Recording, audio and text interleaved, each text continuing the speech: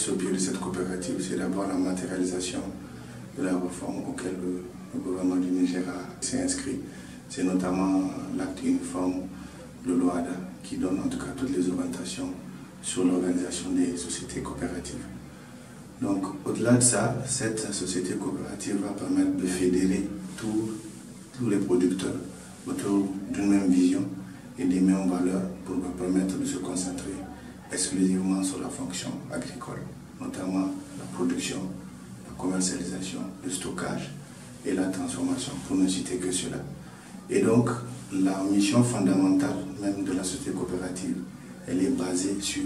les préoccupations réelles que vivent les producteurs à la base. Et donc, c'est pour leur permettre d'apporter des solutions idônes par rapport aux problèmes qu'ils vivent au quotidien.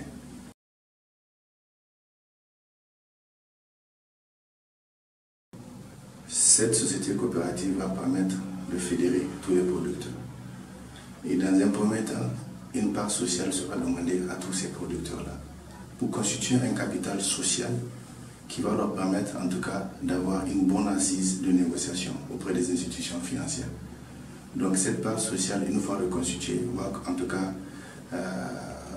va être constituée de des centaines de millions de francs